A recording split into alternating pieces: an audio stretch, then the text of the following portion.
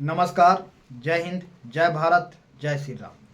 मैं वीरेंद्र कुमार अधिवक्ता और आज मैं पुनः आप लोगों के समक्ष कुछ जन उपयोगी बातें लेकर प्रस्तुत हूँ।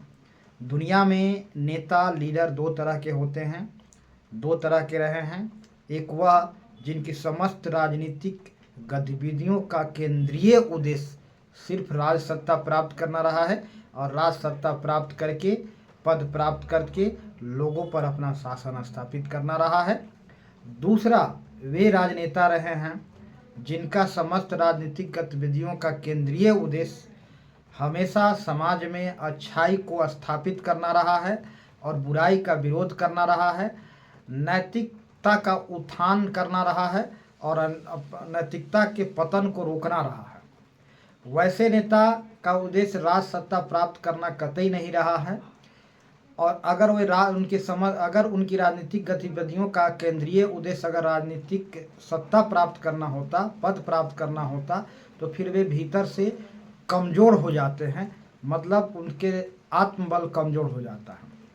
तो दुनिया में बहुत से ऐसे रहे हैं, कुछ लोगों को नाम जो अभी गिनाए जा सकते हैं, कुछ लोग चर्चा में नहीं रहे, लेकिन जहाँ रहे, जिस समाज में रहे, वे अपनी पहचान बनाए हैं। वैसे नेता बहुत गिने चुने होते हैं जिनका राजनीतिक गतिविधियों का केंद्रीय उद्देश्य सिर्फ और सिर्फ राज सत्ता प्राप्त करना नहीं रहा है।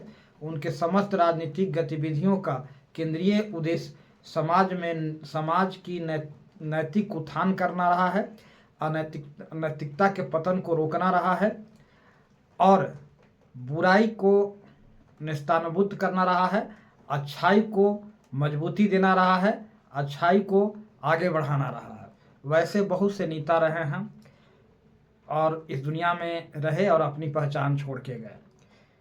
वैसे नेता राज सत्ता के भूखे नहीं होते, उनका समस्त राजनीतिक गतिविधियों का केंद्रीय उद्देश्य राज सत्ता प्राप्त करना नहीं रहता है। वैसे नेता सिर्फ देश के लिए लड़े, समाज के लिए लड़े, बुराई के खिलाफ लड़े और अपनी पहचान छोड़ कर के गए।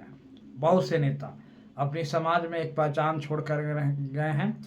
अन्ना हजारे का नाम लिया जा सकता है आधुनिक युग में, और बहुत से ऐसे नेता हैं जिनका नाम लिया जा सकता है। वह अपनी एक बृहद व्यापक पहचान नहीं है, लेकिन जहां समाज में हैं उस जगह पर उनका एक अपना लोगों से अलग हट करके, दुनिया से अलग हट करके उन्होंने अपना एक छवि बनाई है। छवि बना करके दुनिया में रहे हैं और अपनी पहचान बनाए हैं। वैसे नेता राज सत्ता के भूखे नहीं होते हैं, वे एक अपने व्यक्तित्व, एक अनोखा व्यक्तित्व का स्वामी होते हैं जिनकी एक अलग पहचान बना है और लोग उनको भीतर से, भले ही भीतर से ही उसको एक अच्छे इंसान के रूप में, एक अच्छे राजनेता के रूप में स्वीकार किया है। वैसे लोग राज सत्ता पर नहीं बल्कि समाज के लोगों के दिलों पर राज किया। तो वैसे गिने चुने लोग भी समाज में आए, दुनिया में रहे और अलविदा भी हो गए। बहुत से ऐसे लोग रहे जो हैं। तो दुनिया में नेता दो तरह का होता है, एक लोगों के दिलों पर राज करता है, वे राज सत्ता के पर राज करने के बजाय लोगों को दिलों पर राज करता है। अगर वह राज सत्ता प्राप्त करने का उद्देश्य बना ले तो फिर लोगों को दिलों में जगह उसका हट जाएगा, कोई एक ही जगह पर रहना होता है। तो महत्वपूर्ण यह है कि लोगों के दिलों पर अपना राज किया जाए, न कि सत्ता पर।